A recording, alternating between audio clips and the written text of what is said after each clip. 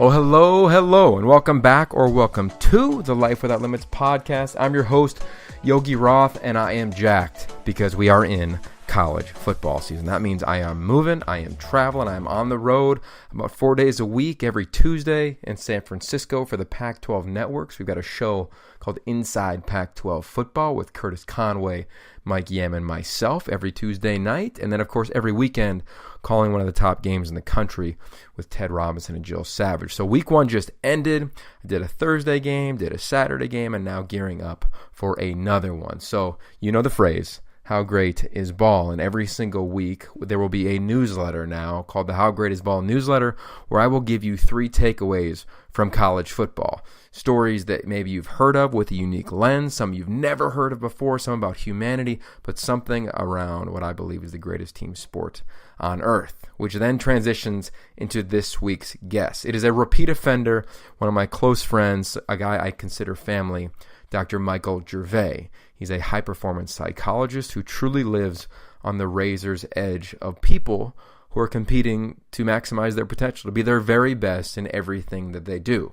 I've known Mike now for, about a decade or so, and he works with the Seattle Seahawks. He's worked with MVPs in every sport. He has literally been on the razor's edge of high performance with Olympians, with executives, and everything in between. And I think in this conversation, you're really going to lean in because we talk about kind of the elephant in the room in college football and in athletics, which is anxiety and depression. It's a real thing. If you've played, you've probably felt it at any level. And now, due to social media, I believe, and I think Mike would agree, is that it's at an even higher level now. So we're going to dive into all things the mind, high-performance training, how you can train the mind, and of course, some concerns that we have around major college athletics, college football for me specifically. So I'm getting out of the way. I wanted to be a quick intro, get right to the conversation. Remember, subscribe, rate, review, let us know who you want to hear from. I think you're going to love the next couple episodes as we continue to dive into major college football in the 2018 season. And if you want to dive into other people's stories or ones you may have missed, just go back to yogiroth.com/podcasts or check us out on the podcast platform that you love. All right, I'm getting out of the way. Here's Dr. Gervais. Mike, you came on the pod about 2 years ago. All right, it was post-Elite 11. We're post-Elite 11 now. We're in training camp. Football season is upon us. So first off, man, thanks for joining the show.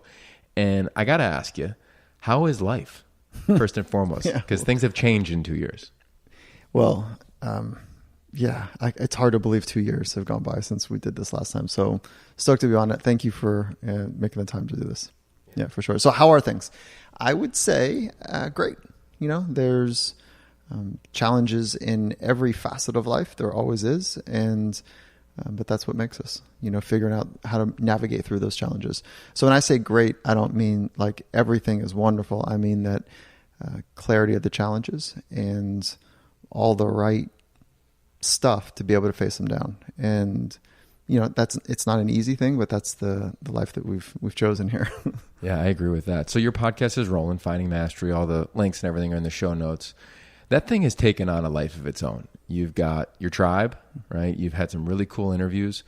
Curious for you, because when you begin a pod, people probably don't know this, but we were talking about pods together. This is like probably 3 or 4 years ago. I think longer than that. Maybe. Yeah. We've always talked about doing something together. That day will happen. But in the meantime, podcasts begin with interviewing your homies, your buddies, making it happen. And then all of a sudden you get some people saying, hey, I'm doing something, I'm promoting something, I'd love to get on. And then you go to another level. Seems like you're there. When you started it, did you vision cast this bad boy of where you wanted it to be in a couple years? And how have you dealt with the growth? Because you're still doing one-on-one interviews, but it's 1 to millions in terms of how many people are listening to it. That's crazy how it works. No, I didn't have a clear vision of it. I wanted to learn, right? And sound so, I don't know, hackneyed, if you will, that I just wanted to learn and whatever. But having a microphone in your hand allowed me to meet some people that I normally wouldn't meet. And so, yeah, it did start with friends and then friends of friends. And now it's friends of friends of friends. And it's people that I've wanted to meet and sit down with that I've known of or been second degree friends of for a long time. So there wasn't like this clear, crisp vision. that it's going to one day be this big thing. It wasn't meant to be that. It was meant to be a learning experience, and it was meant to relieve a tension that I had within me for a long time. So by trade and training, I'm a sport performance psychologist. And so I'd have these amazing conversations with people. The most amazing conversations with people that are the tip of the arrow at their craft, the best of the best of the best across multiple domains. And there was no way to really celebrate that beyond what he or she was able to do and the essence of that time that we spent together. And that is a celebration. Believe me, it's wonderful. I'm not saying anything negative about that. What I'm saying is, though, it felt trapped. I felt trapped by the insight that these extraordinary doers and thinkers of the world were working out together. And so that's kind of the essence of psychology, right? Let's work out some stuff on the interior. And the tension was that my internal tension was that I felt selfish. And by law, nothing can ever leave the sanctuary of the relationships that I have with people. And so it's not a compromise in that part of the relationship. It was that I had incredible insights that I've been learning, and it felt like there was some obligation to share, but I can't share from the people that I learned from. Okay. So then how do you do it? You got to start new. And that's the beginnings of the podcast. Those two things. I want to keep learning. And the second is I want to celebrate what I've come to understand are some of the brightest thinkers and doers in the world, and how they think and how they structure their life, and the way that they work through problems and challenges, and the way that they see them and orientate themselves towards doing extraordinary things is something not reserved for just tall people or athletic people. It's reserved for all of us. And again, this might sound trite, like there are no secrets, but it is figuring out what are the right strategies, what are the right ways of thinking, and training one's mind to be able to meet face down, head up the challenges that are always in line with extraordinary things that we want to experience in life. So that's where it came from. I love that. And it's a great listen. All right. So I want to hit you on a couple specific things today. Number one, of course, thanks for coming on. Here we are in beautiful Southern California. You can't get much better than where we are right now, but challenges. I get asked this all the time. When you deal with one, what's your process? And the reason I ask that is whenever I'm on a phone call and I answer it and somebody says, how's your day going? I said, man, it's awesome. And the instant reaction a lot of times is it ever not? And I say, no. When it's bad, I have a process and I go through it. So I'm curious for you, challenges. You've talked to the best in class when they meet adversity and thrive through it, or before it or after it, or when they're in it. For you individually, when you find yours, what are the keys that you tap into to get through that? Okay. That's a really very complicated process for most people. It's not like step 1, 2, 3, 4, and then you're through it. It is nuanced, and I'll walk you through the way that it makes sense for me. But it's not like you would just start X number of steps and then you've got your model. So here's how it works in the shortest way I can, is that all of us have a psychological framework. We all have a way that we understand ourselves, other people, and events. And that's the essence of a framework. Like, how are you making sense about yourself and other people and why things happen? So from that psychological framework, there are some really psychological kind of based thoughts. One is like, are you optimistic or pessimistic? Are you approaching success or avoiding failure? Do you explain events that are temporary or permanent? Do you explain events that are controllable or not controllable? And so there's some toggles that we tend to play with. Some people are incredibly aggressive as they go through life, and some people are not. And so making sense of aggressive people and passive approaches, like how does that make sense for the person? So it's multivariate. There's lots of different toggles to play with that build a psychological framework. And I'm saying this as a trained psychologist. Okay. Now that's a lot of psycho mumbo jumbo, right? What I just said. And there's very clear models in my head about what I'm talking about. That who cares about all that? For me to say that you have a model, I have a model, and the first thing when you go through a challenge to do is to say, how is this challenging the model? Because that's why it's hard. It's the thing itself that spilt milk or car crash or whatever, that's not so bad, but it's challenging the model. And sometimes the model is intact and it's fine, it's wonderful. That model is meant to be anti-fragile or malleable or durable. There's words that you think about for a strong, flexible model. But then why would some spilt milk or car crash or bad news or eye rolling bring people to their knees? It's because either fatigue or fear, those two things are really important. When the system is stressed from a fatigue state, a chronic fatigue state, that the little things unrattle us. So the first order of business is to say, is this my model that is being upset here? Or is this something that I'm bouncing off of because of fear or fatigue? Both of those are in our control. And so it goes back to what's in my control, what's not in my control. How can I impact and change and scaffold, and build the model if I need to build it? Or how do I solve the problem that I'm faced with in a more tactical way? Now, what did I just say? Right? I said, go in an essence of a net, go back and reflect on your model.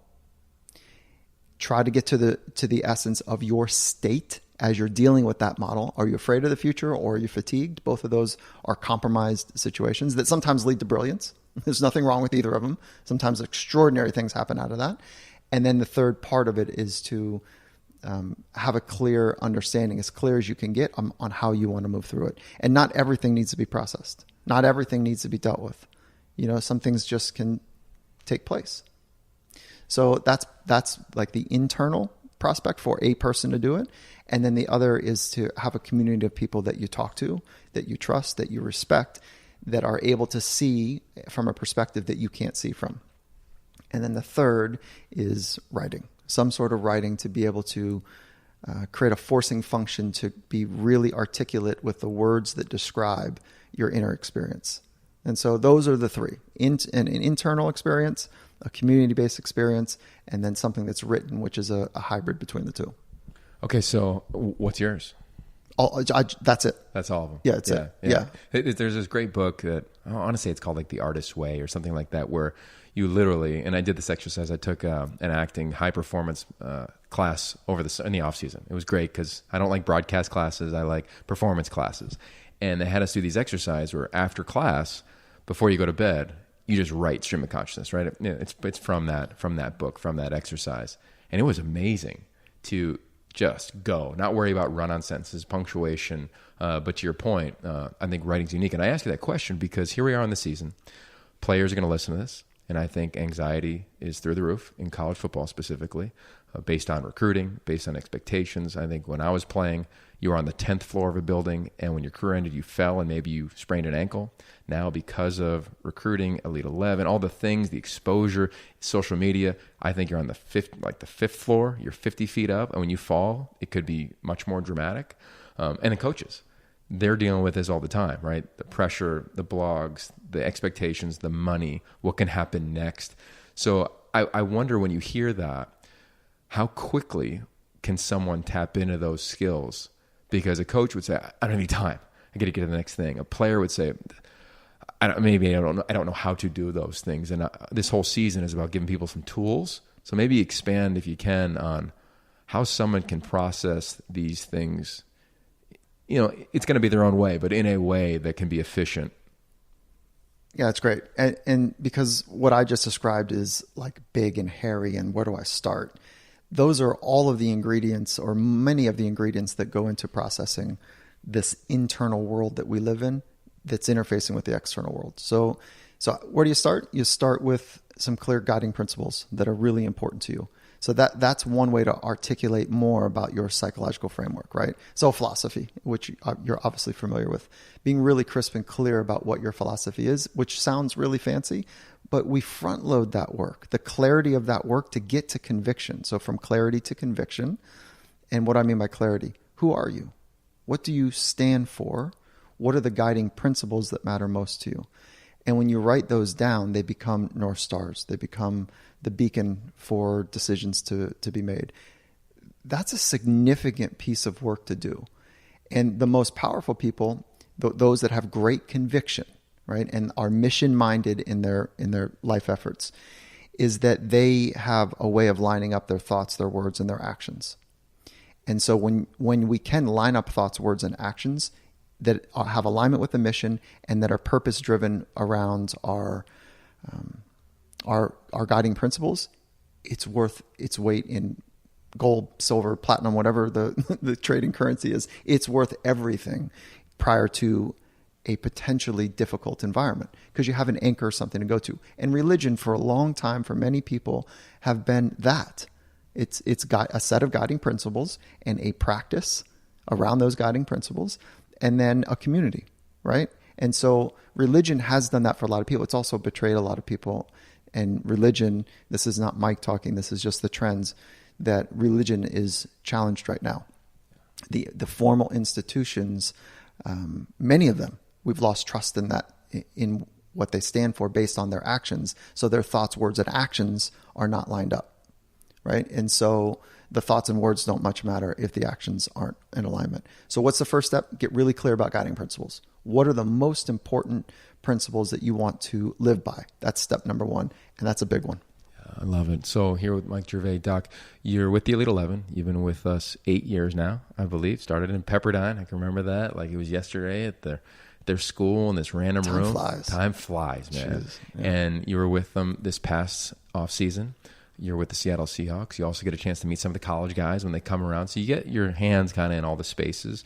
You had Sam Darnold on your podcast. I did a pod with him last summer or last season. I want to ask you some questions based on the collegiate mindset. And they're going to be general questions, but I want to know what you think of college football and the student athletes and anxiety, and where in your eyes that is. Yeah. Okay.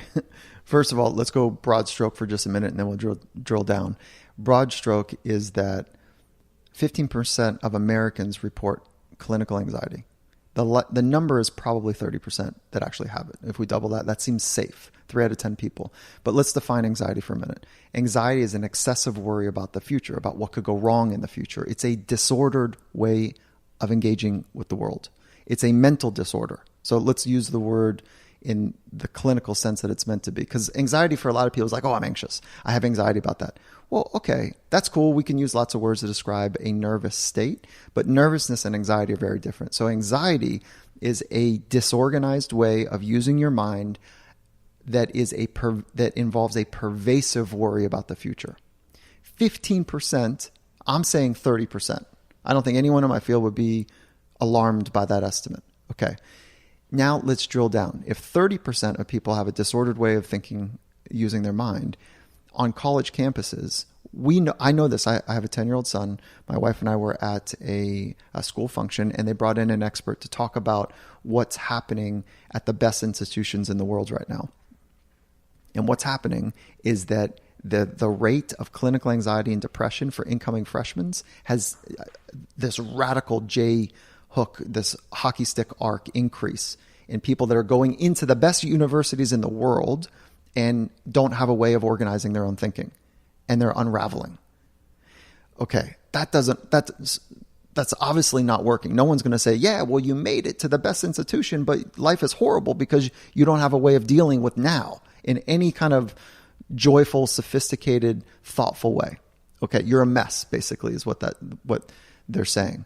And so they're asking the young institutions to change the way that they're approaching small things, like changing the language. Instead of getting into this institution helps young men and women get to the best universities, change it to the best fit. Right? And so we know this from sport. You know this from sport. Best fit is way better as a high school, college, or pro experience than going to the winning team. You can go to a winning team and not get any reps just because the system's full. Okay, now drill down one more level. So we went from general population to universities. Now we're going to go to athletes at universities. So one thing that we do know from athletes at universities, this was actually part of my dissertation, is that they actually use alcohol and other drugs at a higher rate than non-athletes. Why is that? Why would that be? At least twofold. But well, I think number one, it's community, right? There's a perception. We do that work when we're doing work on sexual violence. 1 in 4 women are sexually assaulted on campus. athletes, when asked and why that occurs, a lot of them say, well, we're not told to sexually assault anyone, but we are told that money, cars, women is success. May not lead to sexual assault, but may contribute to that at times. So I think there's a perception of who you're supposed to be when you get on college campus. And now more than ever, I've read articles, I'm sure you probably have done these studies, that say interpersonal communication is at an all-time low. And we've asked student athletes, again, this is not necessarily talking about anxiety, but how do you know a woman wants to have sex with you? And they say, well, she double tapped my picture on Instagram. Like, that just shows you the lack of communication that's happening. So you get beer muscles or whatever it may be to give you the courage to say, yeah, I'm going to go do that. So I think there's an element of social anxiety that says, I need to use something to allow me to relax. So that's one of the things. I'll answer your question in just a quick second. But one of the things that, if you're a parent of a high school athlete, we want to help them, or high school human, is that we want to help them figure out how to be awkward. That's their job, right? It's identity, versus role confusion is the conflict, the classic psychological conflict for that age. So we want to help them figure out how to be awkward, so that when they go to a social event, that little bit of anxiety that kicks up actually gets worked on and worked with, rather than some sort of odd behavior, including alcohol and other drugs. That, what does it do? They work. Alcohol and other drugs work. They temporarily, right? I should say they change our physiology quickly, relatively quickly. And so what that does, though, is it doesn't give them the chance to deal and work with an anxious state. Most people are a little anxious going into a social place that they only know 4 out of 40 people. That's fine. So helping them figure out how to deal with that. Now, what happens for student athletes? Yes, community is part of it. And the second is that there's an added level of pressure that they deal with that others don't. And it's often public, is what I'm talking about. So both of those have this petri dish for people to be able to feel real anxiety. Right? Both of those. So there's some anxiety that takes place. And then if we don't give them the tools and skills to be able to manage it, then it just becomes, a breeding ground for something that's unbecoming. And anxiety is fine. I don't want to be misspoken about that. When it's clinical and it's disordered and it's pervasive, it is a mental health issue that leads into a physical health issue often. And so there's some real challenges. Do you link anxiety and depression? Mm-hmm. They're sometimes I think about them, as they're really similar, right? And like opposite sides of the same coin. They're both mood disorders. They both have very different signatures, but it is a response to the unfolding, unpredictable unknown. And depression there's a triad of symptoms. I suck, the world sucks, it's always going to suck. Right. And depression there's a pervasive worry. So that's the essence of the two. But there's a definite uptick that we're seeing as a trend taking place. And hold on, by the way, how about this? The best in the world, they're better at dealing with anxiety than the rest of the world, because they don't know how it's going to go. Right. But they manage that space between knowing and not knowing. Right. Well, you've said it many times. It's feeling switched on and welcoming that thought. There's a phrase in AA, and there's a phrase that you've used, and they changed the word of the animal, but it's invite the dragon or lion, pending which session you're in, into the room and learn how to pet it. Mm-hmm. To me, that's always that's an art form, and it takes a long time. And I think for student athletes, college specifically, to say, oh my God, everybody wants a piece of me. Oh my God, this is really hard. We just lost. My world's crumbling. That's a normal statement, I think, for a college athlete to make, because that's where they are. They're 20 years old. They're returning starter, a 3-year linebacker at school X, or wide receiver, or quarterback. How would you guide them? If you were the commissioner of college football right now, how would you, if you got to meet with them one-on-one? Because a lot of times I think these athletes don't even know what's happening outside of, oh my God, everybody wants a piece of me. And it's way worse, because we all don't want a piece of you. It's just in your world of college football, it feels that way. And then the coach. The coaches to me are the ones that are like, how do we deal with this? There was a situation a couple years ago where the first openly gay high school defensive end came into a major Power 5 conference, came into the Pac-12, and the conversation among the student athletes and his teammates was, yeah, whatever. conversation among the staff was, okay, are we good with all? Is everything going to be okay? They weren't homophobic, but it was different for them to deal with it because it's not a normal element like it is now for this generation. So if you're the commish right now of college football and you're talking to one room of the top college student athletes that are feeling the normal feelings that happen, but to your point, the pressure is even higher now. It is that hockey stick, for instance. And then you're talking to the coaches of, okay, how do they manage that? They're trying to figure it out. Everybody wants to make sure they don't have an instance of a lot of depression or anxiety within their program. Okay. The typical model is to try to find a solution based out of or born out of the problem. And that's how medicine has worked. That's how many successful forms of science work. Like, find what's broken, study it, and let's see if we can find a solution. So that's kind of the if we're not careful or thoughtful, that we'd follow that same line. But I have this strong antenna that pop out of my head because psychology was born out of the traditional medical model, which meaning that if a knee is busted, an ankle's busted, a liver's busted, that we study it, you figure it out and find a solution, potential solution to fix it. And then psychology followed that same model. Well, what's the disordered way of thinking? Let's study it and see if we can fix it. And that has created an incredible stigma about how the mind works. So I just want to put my antenna up for that and say, okay, there's a way to, I think, potentially flip the model. As humans, there's only 3 things that we can train. We can train our craft, we can train our body, and we can train our mind. That's it. There might be an asterisk for train your spirit, but there is zero research on it. There's thousands of years of traditions, and it is a complicated, nuanced subject. So for sure, we can train 3. Craft, body, and mind. Okay. So what we would do, I would do a 2-prong approach. First is that we would get into the high schools and we would train the mind. And I'm not talking about like being a better learner. That's not what I mean by training the mind. That's kind of part of it. I'm talking about the mental skills that we know from a scientific lens that the best in the world use and they have cultivated and they shape. It is possible to train confidence. You can train a sense of calm. It is possible to train refocus and focus. It is possible to train your psychological framework, like imagery, goal setting, having a clear vision. All of that is trainable. Resiliency, grit is one of the more popular, Angela Duckworth coined it. Grit is one of the great predictors of success. But when you deconstruct it, you can train all 3 of them. Grit has 3 components, which is passion, perseverance, and long-term goals. So we can train people to have long-term goals. We can train people how to be resilient. It's pretty clear. There's 3 C's involved in that. You got to love the challenge. You got to work on what's in your control.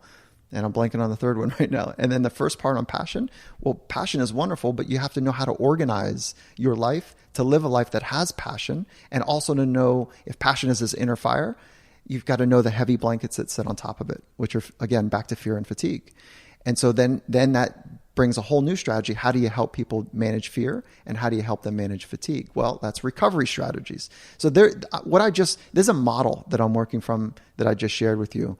That is completely scalable and trainable. And it's almost like we are doing a disservice to not only the science, but the human condition. Because if we think about what the best in the world do, people that push the boundaries, that extend what we think and understand to be possible, that if we could extract the way that they organize their life and their thinking and share that with the other 99.9% of people, then we might do something extraordinary for the human condition, right? So what we know ends up taking place is we perform better, we have a better sense of well-being, and what that well-being is, we're more connected to other people.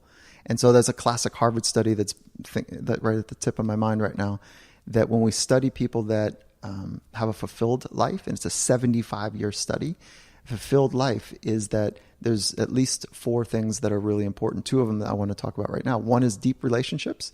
And like that's being connected to other people. Anxiety is the opposite of being connected, right? So let's not study necessarily the anecdote, but let's study what we know is a best standard for the best in the world. People that perform towards their limits or the upper limits of human performance. So a 2-prong approach. One is in high school and the second is inside of college.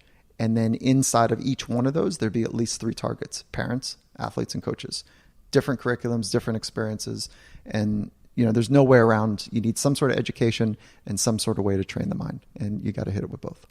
Okay, so now I'm an offensive coordinator or head coach listening to this, and the follow-up, because it's going to be a text message, where do I get this? How do I train this? Where do you guide people? Yeah, there's nothing really that is research evidence-based that's on the market right now. And what we have is hundreds, if not thousands, of good thinkers in psychology that individually could walk a program through how to condition and train the mind. So where do you find them, right? How do you do that? It's like a hunt and peck, to try to figure that out. And it's not easy, right? Because there's personality styles involved and credentials and experience and credibility. All that stuff is involved to find a good psychologist that can do the work. I can expand on that, but I also would like to say that it does begin with a coordinator or coach picking one or two of the concepts that I just talked about: confidence, calm, focus, trust of oneself, like how to develop trust of oneself, resiliency, grit. Find one that seems interesting. There's lots of good applied research and articles out there. And the way that most people work in modern times, like, I don't know about you, but I doubt you changed the oil in your car. Maybe at one time you did, but we want to hire somebody that's better at it than us. So we go and have our oil changed from that person, right? So coaches, coordinators, whomever is intrigued about training the mind, go find somebody. Just go find somebody that's been dedicated their whole life, 30 years to understanding the mind. Go get with them. You understand the body and the craft world class. Go get with somebody. And so So let me follow up on that, because 8 years ago, you talked to the Elite 11. I'll never forget it. This was the year Tanner Mangum, who, by the way, is still playing at BYU, which is crazy because he went as Mormon mission and whatever. But that kind of brings us full circle. Yeah, crazy. But you asked everyone a question, and you said, how many think mental skills are important? Everybody raises their hand, right? You've done this exercise a million times. How many of you think it's 50%, 60%, 70%, whatever? And it was up to like 90% mental, 10% physical, right? It's a standard quote that every coach usually throws out there. And then in the follow-up is, how many of you were training it? No one was. Curious now, when you ask similar audiences, if the training has grown, or do we just nod more than we did? And we're maybe not blown away with that thought, but I'm wondering how much training is literally going into it, in your opinion, from the works you're doing. Cool insight, great memory. And it is, the athlete now is more sophisticated than they were 8 years ago, 20 years ago, for sure. They are very sophisticated from a physical training standpoint, from a recovery standpoint, and awareness of the mental skills. But training a mental skill requires the same type of training for a physical skill. So just like you work out your hamstrings and glutes and this, that, and the other, and your flexibility, and it takes time. What's it take to stretch a day? What's it take to do dynamic warm-ups? Is it what we're talking about? 8 minutes? What wasn't a dynamic warm-up to get the muscles like loose to ready and primed to go? It's the same thing. It's the same exact thing. Dedicate 8 minutes. 8 minutes minimum. How about it? 8 minutes a day. And that would be at least the beginnings of me to be able to say, I know for sure that population like high school kids or college kids or in the pros are doing it. But it feels like it's this invisible thing that, am I doing it because I think about success a lot? Is that training? Not really. Right. Not really. I walk up the stairs quickly. Is that getting my heart rate up? Not really. Right. You get a little bit of at the top of the stairs. That's not really conditioning and training. So what am I talking about? Imagery is easy. How about it? Right? Like performance imagery every day. How about mindfulness training? Right. How about the science of that is ridiculous. If you're not doing it now, start. Yeah. There would be no real reason to not commit to I want to say 3-day, but how about 30-day commitment to mindfulness and maybe potentially 30 years? Right.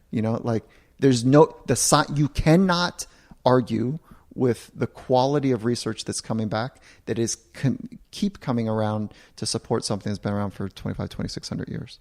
Yeah, it was interesting. It was a couple of years ago. I remember I called my mom, and it was when I really understood that I was doing visual exercises since I was a kid, because I remember laying in bed and I would visualize the high school game I was going to play, high school football. This would be Thursday night, you'd play Friday. And I would never get out of the third quarter because I was like, I'm done at halftime. I score 4 touchdowns, we're blowing them out. And never realized like the training. And I called my mom. She goes, yeah, we've been talking about Thich Nhat Hanh and mindfulness since you were 5 years old. And I was like, oh, interesting. So I think another point is to whether it's the parents, the guardians, the coaches, even the high school coaches, I hear from a lot of them when we go on different podcasts or our own, where they take a little nugget and share it with the team, right? It could be a performance anxiety model. It could be breathing, all the stuff that people can see online at YouTube from the Elite 11 over the last 8 years from you. I think it's true. So my follow-up on that is you're in the NFL. You're at the highest levels. I was talking to a coach in the NFL earlier today. And I said, hey, tell me how complex your stuff is. And he's like, not at all. And he's a defensive coach. And I said, okay, how about the offenses, like the Packers and the Patriots? And he's like, not really. Like those big plays are a lot of broken plays. And I said, are you telling me that the game's really simple? And he's like, yeah, it kind of has to be that way because you get a guy on a roster and it's only 3 days and he's there and he's got to play. So I wonder at the highest of levels, and we don't need to go inside the Seahawks walls there, but you talk to a lot of people. Is the mental skills being trained at a higher level? I'm assuming the athletes are seeking that at some point because their brains are more developed or they're exposed to more. They've got the money to be around more. Clearly, you're working with Olympians and pro football players daily as well as athletes on the edge of performance, on the edge of excellence. Do you see that changing at the pro level? Mm-hmm. Yeah, so why isn't it trickling down? Everything else trickles down, like dance moves in the end zone. Why isn't that stuff? Because it's just as accessible now because it's a free YouTube video or podcast for a 16-year-old as it is for the 28-year-old.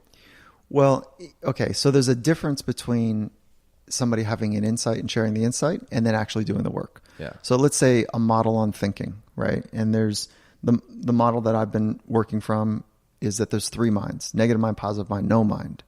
And super simple model. And then I can walk you through what positive and negative and no mind, what the characteristics and whatever are. But then how are you training that is very different. And so why is it not trickling down? There's still some challenges on what is it that I'm supposed to do. So we have right now, better than ever in the history of modern sport, people raising their hand. The best thinkers and doers are raising their hand saying, the mental game's important. I can't get enough of it. Give me more, show me more. Like, how can I do this better? Yes, imagery is important, but how about that we use an 85-15% model? 85% of the time you see success, 15% of the time you see yourself working out of difficult scenarios and how that feels.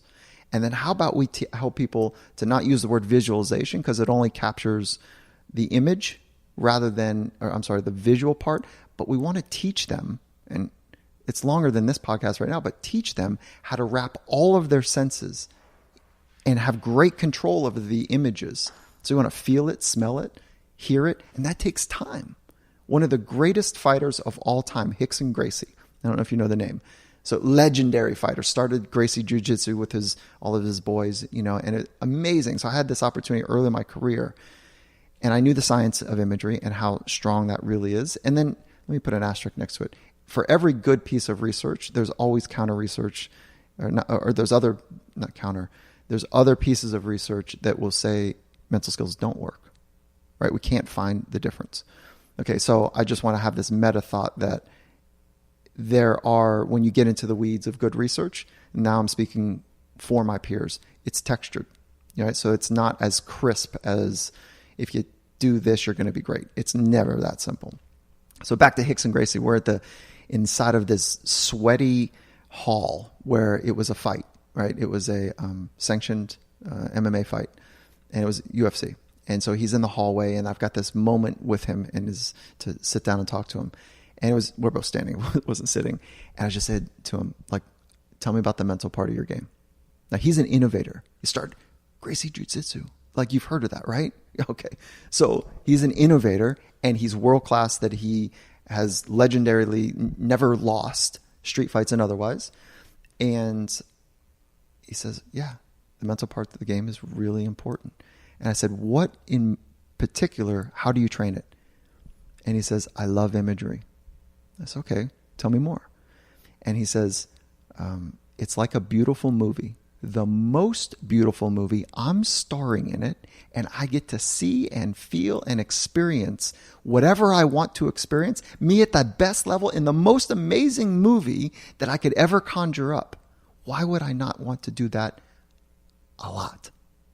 So great. So how much time do you spend on it? He goes, at least 20 minutes a day. At least 20 minutes I'm doing it a day. How about that? It's super crisp. Cool. How bad do you want something, though? Yeah. Seriously, how bad do you want something? Yeah. Do you love football? Yeah. Or do you love what football brings you? Right. Yeah. Do you love fill in the blank other sport? Or do you love the way it feels to be a footballer or other thing, you know? Yeah. Yeah. So when you really care about something, you'll do whatever it takes. Yeah, to protect it or to chase it. Okay, last couple. We're gonna get you out of here. In a pseudolly tight answer, how would you, if you could? That's a very polite way to say, Mike, shorten it up. No, I'm just thinking in football terms here, right? We're knee deep in the season, and I'm gonna be on this all season long. I think there's a couple themes on the field that you could watch the Pac-12 networks and hear what I think is gonna play out in the fall. But I think off the field, I think anxiety and depression are hopefully at a peak, hopefully going down. I think it's on the field as well. Totally. So that's on and off. Fair, right? Because we take our mind everywhere we go. Agree. I'm like X's and O's. Go to the Pac-12 networks. Okay. Mental skills. What would you say to head coach X or athletic director Y? This is how you can begin to combat or aid your student athletes and the coaching staff and how to deal with anxiety and depression on and off the field. So we do not have, we know what the worst has been. We've seen it. I lived it. You've lived it. Saw Tyler Helinski. He's a starting quarterback at Washington State. No longer with us, unfortunately. What's a way for coaches to say, okay, I got to do some work. We're not going to save everything. We don't know the details of everyone.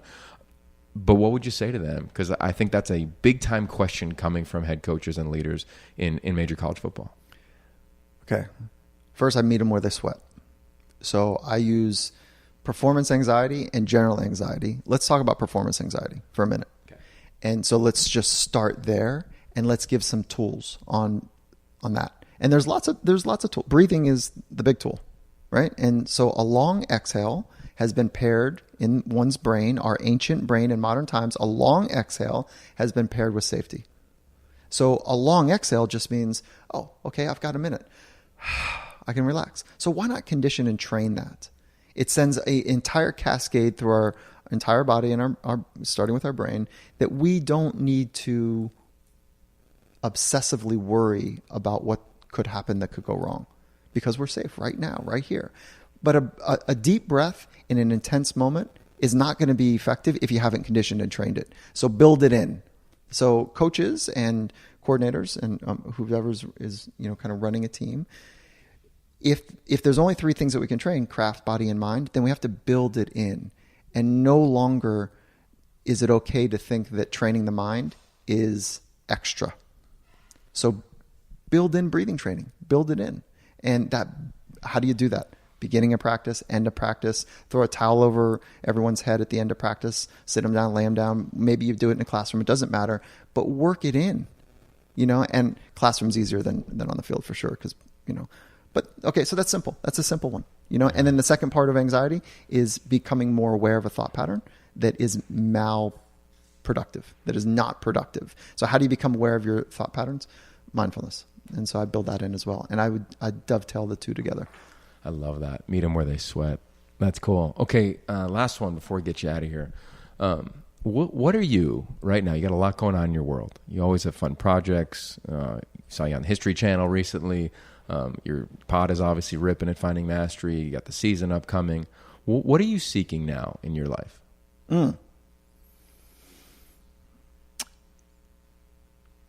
It is not a deep. I was wondering if there's like something different that I'm seeking that I've always been seeking. Giving up the search is part of the challenge for all searchers. So integration, integrating mind, body, spirit, nature, deeper relationship with myself, loved ones, and our planet, and the spiritual components. So integration and connectivity. Those are the 2 things. Now I'm not. All that being said, that doesn't mean that I'm not interested in being part of radically dynamic environments that are ripping apart at the seams because we're trying to figure out how to have alignment. Like there's, the yin and yang are usually at play here. So, but those are the two big words that I'm paying attention to for me. And then I also want to add one piece to that, which is, earlier I said that there's no real place to go get these skills. So Coach Carroll and I fired up a business to be able to share these insights with business, professionals and enterprise organizations. And it's an online-based business that you're familiar with, exactly what we're doing here. So it's not available to the public yet, but hopefully one day it will be. And it's walking people through in an 8-week experience how to condition and train the mind, how to develop a psychological framework that can weather the most difficult storms, and the mental skills that allow us to go from clarity of the man or woman we want to be to conviction in the most rugged and challenging and hostile, pressure-filled environments. So that clarity to conviction is the thing that's really exciting. That's awesome, man. I love it, Mike. Well, we met where we sweat, even though we're not really sweating right now. But hopefully we can either sweat at some point in the season. That's your dog saying hello. We got some visitors. We're about to have dinner here, but hopefully we can get in the ocean. We always go dark when the season goes on. I'm going to commit now to meet each other where the water will maybe make us sweat a little bit if there's some waves. Okay, so how about it? So I'm conditioning and training right now to do the channel from Catalina to Southern California, 31.9, 32 miles basically. Let's go. Really? No, I don't know that. Yeah, when is that? Well, you got to train, right? Yeah. So it's sometime in the next probably 10 weeks. That's awesome. Yeah. So that's in the season. You're going to knock that out. Yeah. Yeah. Yeah. So what's nice about up at Seattle is that we're right on Lake Washington. There's paddle boards there. So I'm going to, early riser and get on the water. And then so I'll keep those paddle arms in shape. All right. So that's a commitment to meeting in the ocean on some phase, on some level. Yogi, congratulations on everything you're doing and your thoughtfulness about the questions you ask and the purpose-driven approach that you have is awesome, and love having you as a friend. So thank you. You got it, bro. And all right, where can people find you? Yeah, so I think the Finding Mastery is great. Findingmastery.net for the podcast, and then Instagram is at Michael Gervais. And then I've also got Instagram for Finding Mastery. And then Twitter is at Michael Gervais as well. And then LinkedIn, publishing a bunch of stuff on LinkedIn. Again, Michael Gervais. And then the other hub that I'm spending a wonderful amount of time is Compete to Create. Yeah. So competetocreate.net. And that's the business thing with Coach Carroll and I. I love it. All the links will be in the notes. Gervais, good to have you back. Let's do another one before 2 years. Love it. There's Mike Gervais. I'm Yogi Roth. You know how we end this thing. The only limits that we have in life are the ones we set ourselves. Peace.